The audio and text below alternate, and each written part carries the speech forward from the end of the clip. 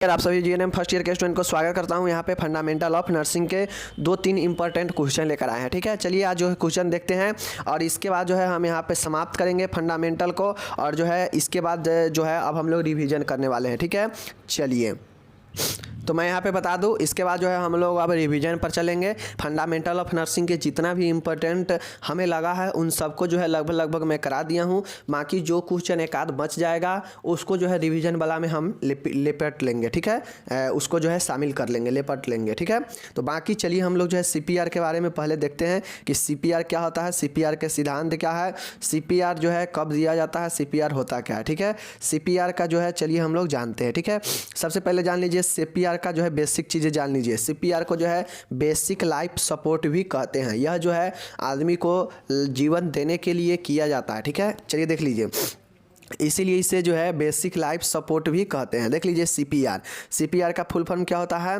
Cardio pulmonary रिसक्सीसेशन। समझ गए क्या चीज़ होता है, देख लीजिए रिससिटेशन कार्डियो पल्मोनरी रिससिटेशन। ठीक है, इसका संक्षिप्त रूप मतलब यही है, समझ लिए। कार्डियो से तात्पर्य है हृदय, कार्डियो से क्या तात्पर्य होता है, हृदय होता है। पल्मोनरी से क्या तात्पर्य होता है, पल्मोनरी मतलब होता है फेफड़ा। ठीक है, और रिससिटेशन से क्या तात्पर्य होता है कि कोशिश करके पुनर्जीवन देना। ठीक है, रिससिटेशन का मतलब होता है कि कोशिश करके पुनर्जीवन देना।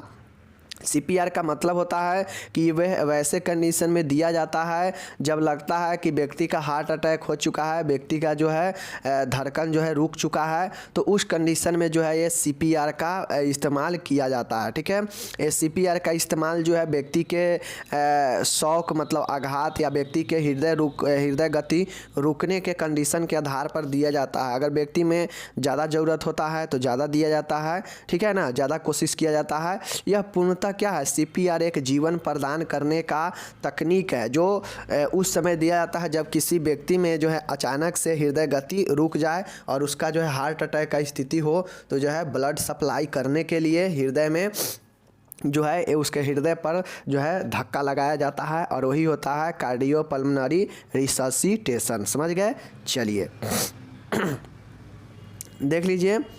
CPR विधि को तभी अपनाया जाता है जब कोई अचेतन हो, मतलब अनकॉन्शियस हो। देखिए CPR तभी अपनाया जाता है जब कोई व्यक्ति अनकॉन्शियस अवस्था में हो, मतलब वो कोई चीज़ नहीं सोच सकता है न बोल सकता है न वो कोई चीज़ बता सकता है, तो वो अनकॉन्शियस अवस्था में होगा। ठीक है, तभी ये करेंगे।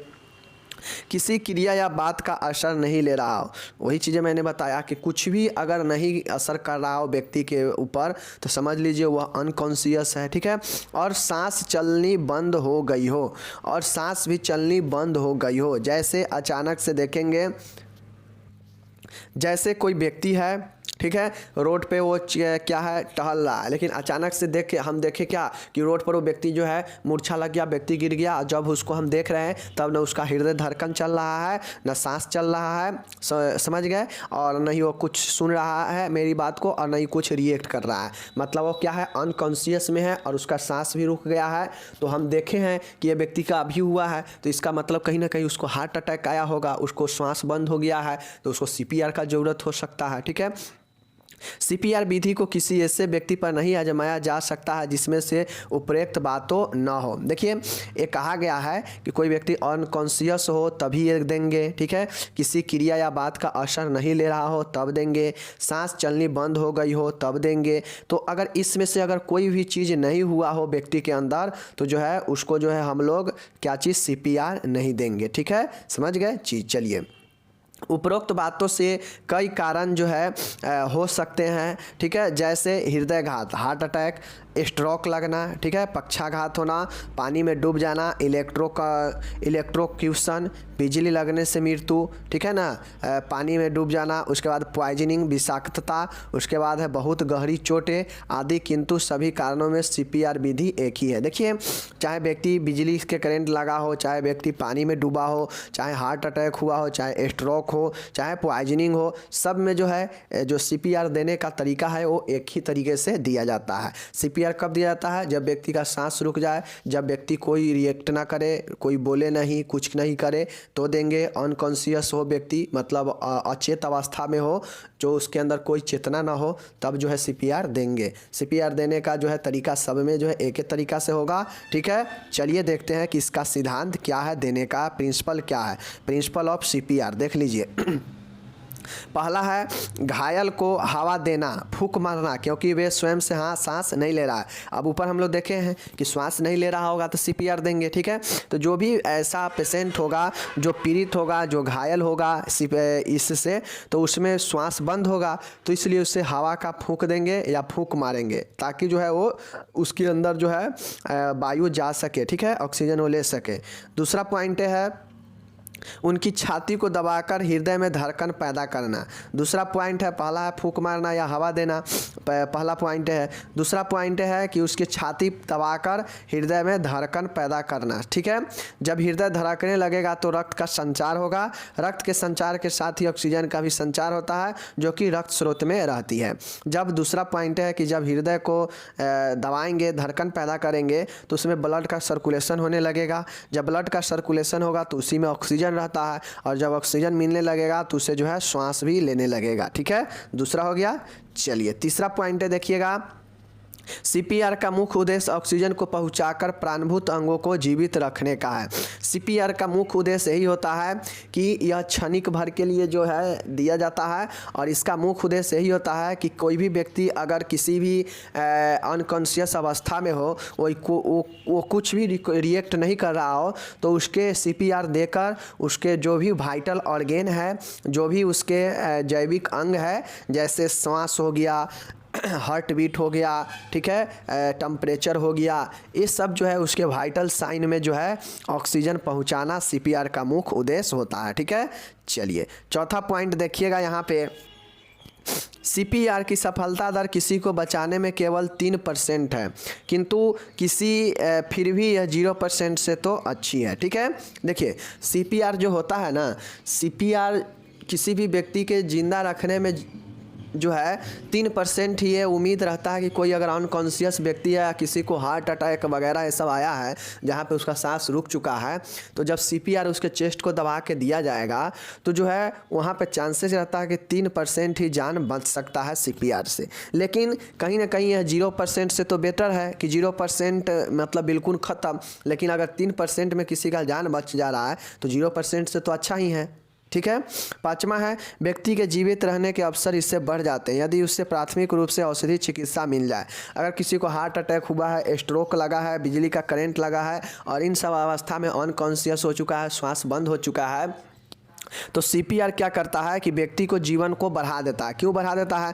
क्योंकि मान के अगर किसी का श्वास बंद हो चुका है तो उसको क्या किया जाता है कि सीपीआर देकर श्वास चालू कर दिया जाता है और तुरंत जो है इसे हॉस्पिटलाइज कर दिया जाता है, ठीक है। तो जो है व्यक्ति जिंदा रह जाता है, समझ गए। तो इसीलिए यह जीवन को क्या करता है, बढ़ा देता है, ठीक है ना। चलिए छठा पॉइंट है, आखिरी पॉइंट है, देखिए अत्यधिक दबाव डालने पर किसी की छाती की पसलियाँ भी टूट सकती है, लेकिन सीपीआर विधि नहीं अपनाई गई है तो व्यक्ति की मृत्यु निश्चित है।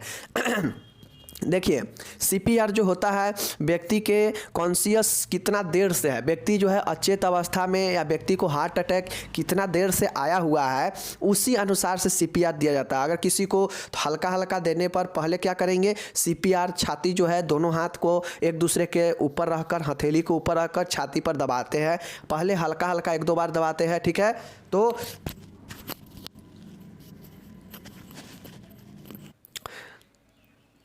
चीज़ को समझ गए कि कोई भी व्यक्ति है जब हम चेस्ट पर दबाएंगे तो हो सकता है उसका जो है रिब्स जो है पसलियाँ है उस पर जो है ज़्यादा जो है प्रभाव पड़े, ज़्यादा दबाव पड़े, तो हो सकता है उसका पसली टूट सकता है।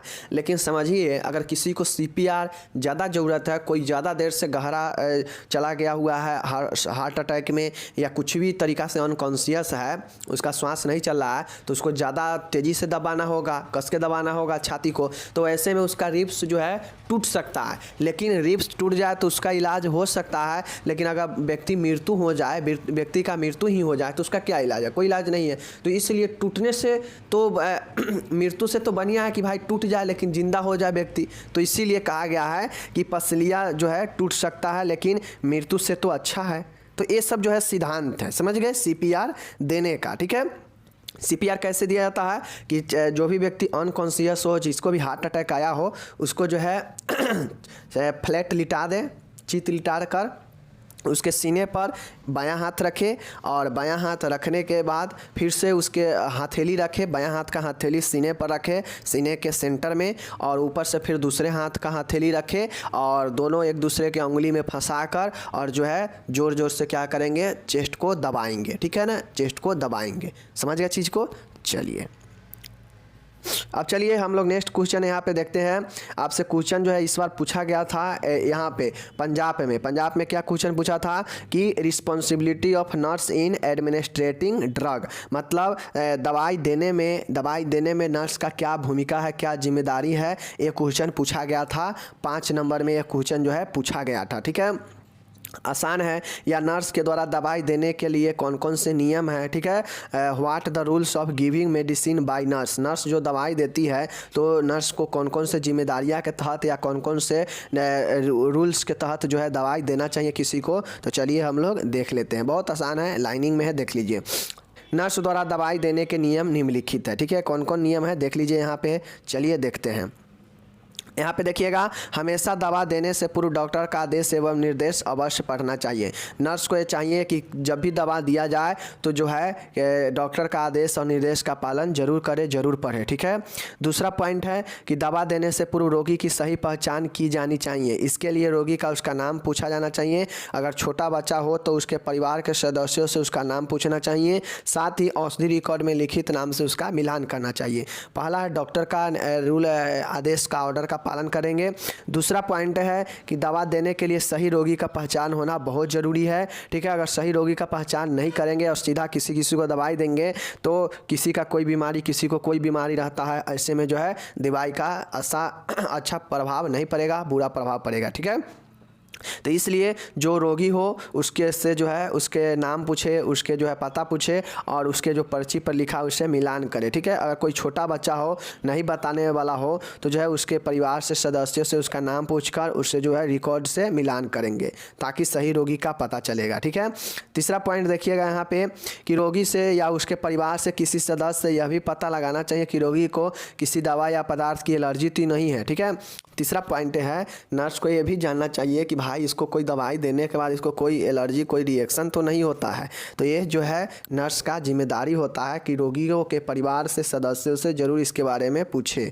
ठीक है, चौथा है रोगी को दवा देने से पूर्व दवा के लेबल को 2-3 बार अवश्य पढ़ लेना चाहिए ताकि कोई गलत दवा देने से बचा जा सके। ठीक है, अब नर्स को ये चाहिए कि किसी भी रोगी को दवा देने से पहले दवा के जो लेवल लगा रहता है उसको एक आध बार अच्छा से ज़रूर पढ़ लेना चाहिए, जिससे जो है दवा गलत होने से बचा जा सके, जैसे एक्सपायरी वगैरह या दूसरा कंपनी वगैरह। ठीक है, नेक्स्ट है दवा हमेशा लेबल लगी बोतल या डिब्बे से ही लेने चाहिए। कोई भी दवा ले, नर्स का जिम्मेदारी बनता है कि वह दवा बिल्कुल लेबल लगा हो और जो है लेबल लगे डिब्बे से ही ले। ठीक है, चलिए छठा है रोगी को औषधि कार्ड देखकर एवं उसके निर्देशानुसार दवा देनी चाहिए। अब रोगी का, पेशेंट का जो भी औषधि कार्ड है उसको देखे, उसको पढ़े और पढ़ने के बाद कैसे दवा लेना है, कितने टाइम लेना है, कैसे देना है, वो जो है उसको निर्देशों को पढ़कर दवा देना चाहिए। ठीक है, ये सब नर्स का एक जिम्मेदारी होता है दवा देने में। ठीक है ना,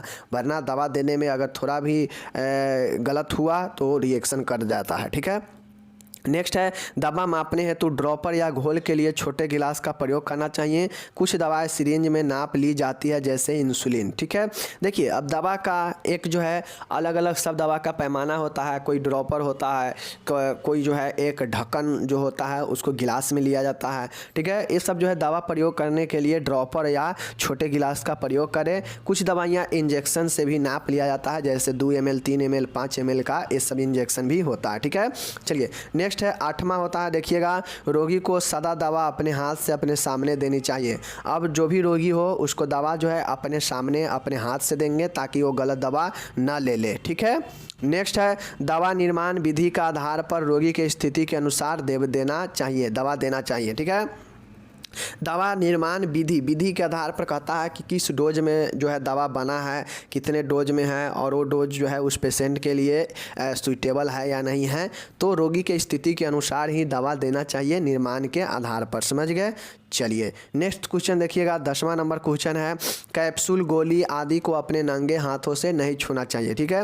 देखिए कैप्सूल हो या गोली हो, जो भी गोली हम लोग खाते हैं या कैप्सूल खाते हैं उसको अपने नंगे हाथों से नहीं छूना चाहिए। इसलिए नहीं छूना चाहिए क्योंकि कभी कभी होता है हाथ पर हमारे बहुत सारे सूक्ष्म जीव होते हैं, जीवाणु होते हैं, जो उस जब भी आप हाथ पर छुएंगे और वो दवाई जो है क्या हो जाएगा, प्रभावहीन हो जाएगा, बहुत प्रभाव खो देगा और हो सकता है उसके माध्यम से जो है हाथ पर का जो सूक्ष्म जीव है वो अंदर भी चला जाए, ठीक है। तो इसलिए खुले हाथ से नहीं छूना चाहिए, समझ गए। चलिए 11 नंबर देखिएगा, पाचन को बढ़ाने वाली दवा तथा आमाशय में अम्ल की मात्रा को कम करने के लिए दवा भोजन पूर्व देनी चाहिए, ठीक है। देखिए कुछ ऐसे दवा होता है जो डाइजेशन करने वाला और जो अम्ल को कम करने वाला होता है, एसिड वाला गोली, गैस वाला गोली, उसको भोजन से पूर्व देना चाहिए, ठीक है ना। नेक्स्ट है दवा देने के पश्चात रोगी की प्रतिक्रिया का 30 मिनट तक निरीक्षण करें। दवा देने के 30 मिनट तक के बाद जो है रोगी को परीक्षण करना चाहिए नर्स को कि ये जो है दवाई व्यक्ति के अंदर कोई रिएक्शन तो नहीं करेगा, इसलिए, ठीक है। नेक्स्ट देखिएगा 13 नंबर है, दवा देने के पश्चात प्रक्रिया को लिखित रूप में औषधि कार्ड में दर्ज कर देना चाहिए। प्रक्रिया के लिए सांकेतिक व संक्षिप्त शब्दों का प्रयोग करना चाहिए, ठीक है। अब अपने कैसे दवा दिया है, दवा जो है क्या रिएक्ट किया है या नहीं किया है, इसका जो है रिकॉर्ड जो है लिखित रूप से रख लेना चाहिए औषधि कार्ड में, और जो है इसका संकेतिक का उपयोग करना चाहिए। संकेतिक मतलब शॉर्ट चीज़ों का लिखना चाहिए शॉर्ट में कि हाँ ये पेशेंट को इस तरीक़ा से दवा दिया गया, ठीक है। नेक्स्ट देखिएगा, रोगी के अंदर कोई असमान प्रतिक्रिया हो तो उसे औषधि कार्ड में लिखकर डॉक्टर को सूचित करना चाहिए, ठीक है। रोगी के अंदर कोई अगर एबनॉर्मेलिटी दिखा जाए, असमान दिखा जाए समस्या, तो जो है उसे औषधि कार्ड में लिखे और डॉक्टर को सूचित करना चाहिए कि इस पेशेंट को दवा देने के बाद जो है ऐसा रिएक्शन, ऐसा रिएक्टिव किया है, ऐसा प्रतिक्रिया किया है, ठीक है ना। तो ये चीज़ें होता है, समझ गए। चलिए तो ये 14 पॉइंट हो गया कि ड्रग एडमिनिस्ट्रेटिव में क्या रिस्पॉन्सिबिलिटी है नर्स का या क्या नियम है दवाई देने में नर्स के लिए, ठीक है, समझ गए। 14 पॉइंट है, इसको आराम से आप लोग पढ़ लीजिएगा, डिस्क्रिप्शन में भी लिंक दे देंगे। बाकी आप लोग समझदार है, एक बार बता दिए तो आप लोग समझ ही सकते हैं, ठीक है। नेक्स्ट देखिएगा आपका वाइटल साइन है। वाइटल साइन का क्या मतलब होता है, वाइटल साइन के उद्देश्य पर्पज लिखना है, ठीक है। चलिए वाइटल साइन यानी जैविक चिन्हों को जो है हम आज देख लेते हैं, ठीक है। देखिए जैविक चिन्ह होता क्या है, शरीर का तापमान टेम्परेचर, नाड़ी, पल्स, श्वसन रिस्पायरेशन यानी TPR एवं रक्तचाप TPRB को जैविक चिन्ह कहा जाता है, ठीक है।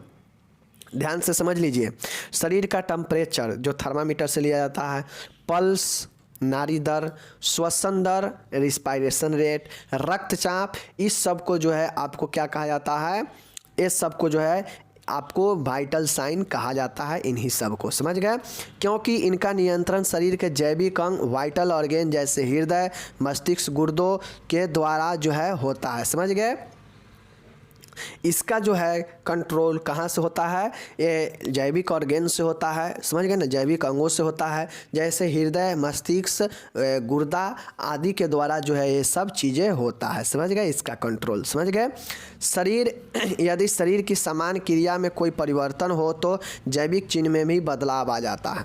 आपके शरीर के काम करना, शरीर के जो क्रिया है उसमें किसी भी प्रकार का अगर चेंजेज आता है, आपके स्वास्थ्य में कोई चेंजेज होता है तो जो है आपके वाइटल साइन में भी क्या होता है, चेंजेज आ जाता है, ठीक है। जैसे आपका बुखार आता है तो टेम्परेचर में चेंजेज होता है, आपका शरीर में उथल पुथल मचता है तो नाड़ी दर में, श्वसन दर में जो है चेंजेज आता है, ठीक है, रक्तचाप में चेंजेज आता है। तो ये जो है अगर शरीर में किसी प्रकार से स्वास्थ्य संबंधी जो है परिवर्तन आता है तो वाइटल साइन में भी परिवर्तन आता है। और स्वास्थ्य परिवर्तन कैसे होता है, जब शरीर का हमारा जो अंग है, जैविक अंग है, वो काम करने में जो है क्या होता है, प्रभावित होता है, तो स्वास्थ्य में भी गड़बड़ी होता है और वाइटल साइन भी परिवर्तन होता है।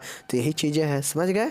चलिए नेक्स्ट यहाँ पे आप लोग देखिएगा कि यह जैविक चिन्ह एक समान और स्वस्थ व्यक्ति में स्थिर रहते हैं। जो एक नॉर्मल व्यक्ति होता है उसमें जैविक चिन्ह जो है क्या होता है, समान रहता है, स्थिर रहता है। जैविक चिन्ह शरीर के क्रियात्मक स्थिति को प्रदर्शित करता है। जैविक चिन्ह क्या करता है कि शरीर के क्रिया को प्रदर्शित करता है, क्रिया स्थिति को प्रदर्शित करता है कि किसका शरीर किस प्रकार से काम कर रहा है। अगर किसी का अस्वस्थ होगा तो उसका जैविक चिन्ह भी जो है उसी प्रकार से बदल जाएगा, ठीक है। किसी का अगर जो है शरीर नॉर्मल रहेगा, एक नॉर्मल व्यक्ति का जो वाइटल साइन होता है क्या होता है, स्थिर होता है, जो एक नॉर्मल होना चाहिए, ठीक है। चलिए जैविक चिन्हों को आकलन द्वारा मरीज की वर्तमान स्थिति, पूर्व स्थिति में सुधार या गिरावट का पता लगाया जाता है, ठीक है। देखिए जैसे हो गया आपका रिस्पायरेशन रेट हो गया, ब्लड प्रेशर हो गया, हार्ट बीट हो गया, या जो है क्या टेम्परेचर हो गया शरीर के, इन सब से जो है आकलन करके मरीज का जो है वर्तमान स्थिति का पता लगाया जाता है। क्योंकि हमारे शरीर में कुछ भी परिवर्तन होगा ना तो वाइटल साइन में परिवर्तन होगा ही होगा। जैसे पेट खराब हो गया, दर्द हो गया, या कुछ भी होगा तो जो है ब्लड प्रेशर से लेकर, टेम्परेचर से लेकर, रिस्पायरेशन, हार्ट बीट में भी परिवर्तन आता है। सीधा समझिए कि वाइटल साइन में नॉर्मल से अलग होना, चेंज होना जो है स्वास्थ्य के लिए अस्वस्थ व्यक्ति को दर्शाता है, ठीक है ना। जिसका भी वाइटल साइन अगर नॉर्मल से अलग हो गया तो अस्वस्थ वो व्यक्ति को दर्शाया जाएगा, ठीक है। चलिए और वर्तमान स्थिति को दर्शाता है और साथ में पूर्व, पहले और अभी के जो स्वास्थ्य है उसमें गिरावट आया है या सुधार हुआ है इसका भी पता लगता है। अगर सुधार हुआ होगा तो वाइटल साइन सही होगा, अगर गिरावट आएगा तो वाइटल साइन भी गिर जाएगा, ठीक है। चलिए एक शरीर, यह एक महत्वपूर्ण घटक है जो किसी व्यक्ति के मानसिक स्वास्थ्य, शारीरिक स्वास्थ्य एवं शरीर में उपलब्ध अंगों की समान क्रियाओं के बारे में बताने में मदद करता है। वाइटल ऑर्गेन एक कंपोनेंट, एक घटक है ऐसा कि आपके शरीर के, चाहे आप मानसिक रूप से स्वस्थ हो, चाहे शारीरिक फिजिकल रूप से स्वस्थ हो, चाहे आपका शरीर सही से, आपका शरीर में जितने भी अंग है सही से काम कर रहा है या नहीं कर रहा है, इन सब चीज़ों को जो है, इसके क्रियाओं को जो है दर्शाता है कौन, वाइटल साइन। अगर शरीर का अंग, मस्तिष्क, शरीर अगर सही से काम करेगा तो वाइटल साइन सही होगा। अगर शरीर के अंग, मस्तिष्क और शरीर का जो स्वस्थ है वो अगर सही से नहीं रहेगा तो मतलब वाइटल साइन सही नहीं होगा, समझ गए। चलिए जैविक चिन्हों को आधारभूत चिन्ह भी कहा जाता है। जो जैविक चिन्ह होता है इसको कार्डिनल साइन भी कहा जाता है, आधारभूत चिन्ह भी कहा जाता है। क्यों आधारभूत चिन्ह कहा जाता है, क्योंकि इसी के आधार पर स्वास्थ्य का जो है पैमाना सेट किया जाता है, निरीक्षण किया जाता है, पता लगाया जाता है कि व्यक्ति के अंदर जो है क्या क्या चेंजेज हो रहा है वाइटल साइन से ही, इसीलिए जो है इसे आधारभूत चिन्ह भी कहा जाता है, समझ गए। चलिए अब इसका उद्देश्य देख लीजिए कि भाई मेरे वाइटल साइन का क्या उद्देश्य है, क्या करता है, ये देख लीजिए। देखिए यह मरीज के निदान में सहायता करता है, यह मरीज के बीमारियों के निदान में सहायता करता है। इसके द्वारा चेक करके पता लगाया जाता है कि व्यक्ति में स्वास्थ्य सुधरा है या नहीं सुधरा है, तो ये निदान करने में सहायता करता है, समझ गए। मरीज की स्थिति का पता लगाने में, मरीज किस कंडीशन में है, और ज़्यादा प्रॉब्लम में है या और ज़्यादा सही हुआ है, इसका पता लगाया जाता है, ठीक है। डॉक्टर को सही उपचार देने में मदद करना, अगर बीपी का पता लग जाए, पल्स रेट का पता लग जाए, रिस्पायरेशन, श्वसन दर का पता लग जाए, ठीक है, व्यक्ति के अंदर जो है टेम्परेचर का अगर सही पता लग जाए तो डॉक्टर उसी अनुसार जो है उपचार करते हैं, ठीक है। समान स्थिति एवं वर्तमान स्थिति में अंतर जानने हेतु, पहले क्या स्थिति था और अभी क्या स्थिति है, इसको जो है अंतर जानने हेतु, ठीक है। मरीज की मानसिक एवं भावनात्मक स्थिति को जानने हेतु, और चूँकि हम लोग जानते हैं चाहे वो पल्स हो, चाहे रिस्पायरेशन हो, चाहे बीपी हो, इमोशनली भी चेंज होता है। अगर कोई व्यक्ति ज़्यादा पेन में होगा, ज़्यादा दुखी होगा तो उसका ये सभी चेंज हो जाता है। तो ये जो है बताता है व्यक्ति का मानसिक और भावनात्मक स्थिति को भी, समझ गए। चलिए नेक्स्ट है मरीज के बारे में डॉक्टर को इलाज पद्धति चुनने में मदद या सहायता करने हेतु, ठीक है। नेक्स्ट पॉइंट है कि जो भी मरीज है उसके लिए डॉक्टर कौन सा चीज़ों का ट्रीटमेंट शुरू करे, ये वाइटल साइन पता करता है, वाइटल साइन से पता चल जाता है। ठीक है, नेक्स्ट है मरीज के स्वास्थ्य का आकलन करने हेतु, मरीज का जो है स्वास्थ्य का असेसमेंट आकलन करने हेतु जो है कि मरीज कितना ज़्यादा ठीक हुआ है या पहले से और अभी में क्या अंतर है, ठीक है, या एक नॉर्मल से और एक अस्वस्थ व्यक्ति में क्या अंतर होता है, ये पता चलता है, ये जो है वाइटल साइन से। समझ गए? तो वाइटल साइन का यही सब उद्देश्य होता है, जो कि 7 पॉइंट में इसका उद्देश्य भी लिखा गया है। समझ गए? बहुत आसान था। अब चलिए देख लीजिए कि वाइटल साइन कौन कौन होता है और किसके लिए जो है नॉर्मल जो है वैल्यू सेट किया गया है। आप लोग जानते भी हैं लेकिन फिर भी देख लीजिए, ये जो आपका टेम्परेचर हो गया, पल्स रेट हो गया, आपका रिस्पायरेशन रेट हो गया, आपका बीपी हो गया, ये चारों के लिए जो है नॉर्मल कितना वैल्यू दिया गया है। जो अगर इतना से इतना के बीच में है तो नॉर्मल माना जाएगा। अगर इसमें चेंजेज होता है तो व्यक्ति को क्या इंडिकेट करेगा कि व्यक्ति अस्वस्थ है या मानसिक रूप से या फिजिकली रूप से व्यक्ति स्वस्थ है। ठीक है ना, चलिए देखते हैं। स्वस्थ व्यक्ति एडल्ट में जैविक चिन्हों की समान स्थिति निम्न है। देख लीजिए, एक एडल्ट में नॉर्मल कितना होना चाहिए। देखिए टेम्परेचर एक एडल्ट में कितना होना चाहिए, डिग्री में 37 डिग्री सेल्सियस, फ़ारेनहाइट में 98.6 फ़ारेनहाइट। समझ गए? अगर आपसे सेल्सियस में पूछेगा तो 37 डिग्री सेल्सियस लिखेंगे, अगर आपसे फ़ारेनहाइट में पूछेगा तो 98.6 फ़ारेनहाइट लिखेंगे। ओके, टेम्परेचर समझ गए, एक नॉर्मल इतना होता है। समझ गए? नेक्स्ट देखिएगा, समान नाड़ी दल, पल्स रेट कितना होना चाहिए नॉर्मल व्यक्ति में, तो 72 बीट प्रति मिनट, मतलब 72 धड़कन जो है प्रति मिनट होना चाहिए पल्स रेट। समझ गए?